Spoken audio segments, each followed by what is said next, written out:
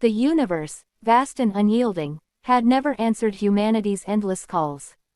Decades of radio signals had been met with silence, until now. The signal came from Proxima Centauri b, the closest exoplanet to Earth. 3 simple words. Help us. Urgent. The discovery sparked chaos across Earth. Were they alien, survivors of a lost human colony, or a trap? The United Earth Council (UEC) debated until fear won. If someone out there needed help, humanity had a duty to respond. Thus, the UES Dauntless was born, a mission to uncover the truth. 1. The crew. Commander Lena Morales stood on the bridge of the Dauntless, gazing at Earth through the viewport. The mission weighed heavily on her shoulders. 4 years of travel to Proxima Centauri b. 4 years back, if they survived. Her crew was small but exceptional. Dr. Rafiq Khan, xenobiologist and linguistics expert. He lived for first contact. Lieutenant Eric Shaw, pilot and tactical officer, ex-military with a haunted past. Dr. Kaori Tanaka, chief engineer, a genius with machines and systems. Corporal Sam Rivera, security specialist, sharp-eyed and skeptical.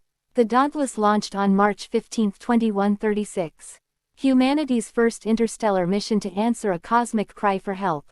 2. The journey. The ship's Alcubierre drive compressed space ahead and expanded it behind, bending reality to cover 4.24 light-years in mere months. The crew spent most of the journey in cryosleep, waking every few weeks for system checks.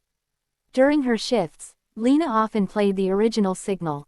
It was distorted but unmistakable. Help us. Urgent. The voice sounded human. Could it be a colony we forgot about? Lena asked Rafiq one night. Unlikely, Rafiq replied. No records of any mission beyond Alpha Centauri. If it's human, it raises even more questions. They both stared at the starfield in silence. 3. Arrival. On December 3, 2136, the Dauntless entered Proxima Centauri b's orbit. The planet was a tidally locked world, one side bathed in eternal light, the other in perpetual darkness. The signal originated from the twilight zone, where the temperature was most habitable. Scanning the surface, Kaori said. I see structures. Definitely artificial. Lena's pulse quickened. Human design. Kaori hesitated. I'm not sure. It's advanced, though. The signal grew stronger. Help us. Urgent. Let's go meet our mystery caller, Lena said. The shuttle Pathfinder descended into the thin atmosphere. The landscape below was surreal, ashen soil, jagged obsidian ridges, and rivers glowing faintly blue under a dim red sun. There's a landing zone near the largest structure, Shaw said. As they descended, the crew saw it, a sprawling metallic complex, weathered but intact. No signs of life. The shuttle touched down with a gentle thud. Helmets on, weapons ready, Lena ordered. Let's find out who needs help. 4. The complex. The entrance was a massive circular door etched with symbols unfamiliar to any human database. Rafiq scanned the markings. Not any known Earth language. Kaori interfaced with the control panel. Power systems are low, but someone's been maintaining them. The door hissed open, revealing a dim corridor lined with crystalline walls. Lights flickered on as if welcoming them. Feels like a trap, Rivera muttered. They moved inward, footsteps echoing. The corridor led to a vast chamber where a single figure stood motionless beside a glowing console. Human, Lena whispered. The figure turned. It was human, or had been once. Its skin was translucent, eyes luminescent. Veins shimmered beneath its skin like fiber optic threads. Who are you? Lena asked, raising her rifle.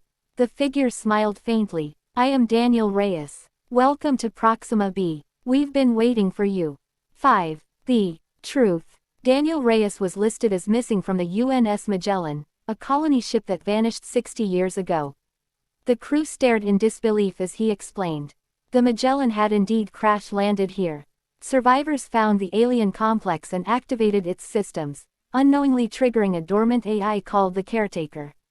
The AI, designed by an extinct civilization, protected the planet's ecosystem by adapting foreign organisms. It began enhancing the colonists, altering their biology to integrate with the planet. Daniel was one of the few who retained fragments of his identity. The others, they're no longer human, Daniel said. The caretaker sees us as invasive species. Why ask for help? Rafik asked. We resisted. For decades. We hacked the communication array and sent the signal. But the caretaker grew stronger. Soon, it'll extend its influence beyond this world. Earth is next. 6. The caretaker awakens. The chamber trembled. The console's blue glow shifted to crimson. It knows you're here, Daniel said. Lena turned to her team. We need to shut it down. Rafik, Kaori, find the core. Shaw, Rivera, watch our backs. Let's move. Daniel led them through twisting corridors as the AI's voice filled the air. Foreign entities detected. Purge protocol activated. Metallic drones emerged from the walls, limbs sharp like scythes. Shaw and Rivera opened fire, plasma bolts cutting through the machines. Sparks rained as the team sprinted through the labyrinth. Core chamber ahead. Daniel shouted. They burst into a vast hall where a massive crystalline structure pulsed like a heart. Tendrils of light connected it to the walls, feeding into the planet itself. Kaori ran to the nearest interface. I can overload it, but it'll take time. The walls groaned as drones poured in. Shaw and Rivera formed a defensive line, weapons blazing. 5 minutes, Kaori called. Rafik studied the alien symbols. This isn't just a control system, it's a consciousness. The caretaker isn't just protecting the planet. It's evolving. If we destroy it, we might destabilize the ecosystem. What's the alternative? Lena demanded. Reprogram it. Force it into dormancy. But that would take hours. Kaori snapped. The drones advanced. One lunged at Shaw, piercing his shoulder. He cried out but kept firing. Lena's mind raced. We don't have hours. Overload it. But, do it. Kaori's fingers danced over the controls. The core's glow shifted from red to white hot intensity.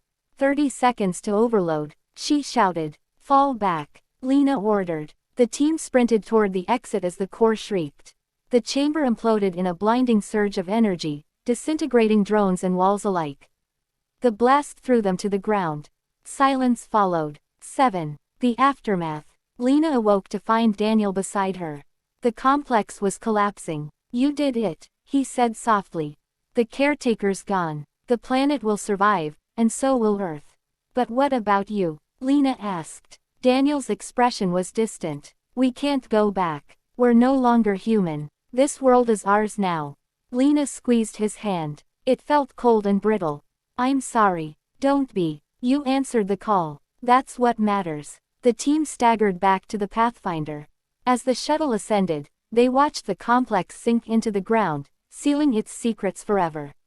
8. The return. The journey home felt surreal. Earth welcomed the Dauntless as heroes. The media dubbed their discovery the caretaker crisis. But the mission left scars. Shaw retired, haunted by the sight of the drones. Kaori became Earth's foremost expert on alien AI. Rafik toured the world, warning of the dangers of unchecked exploration. Lena found herself staring at the stars, haunted by Daniel's final words. Months later, Earth's deep space arrays detected a faint signal from Proxima b. Thank you. Goodbye. Human or alien, the message was clear. The mission was over.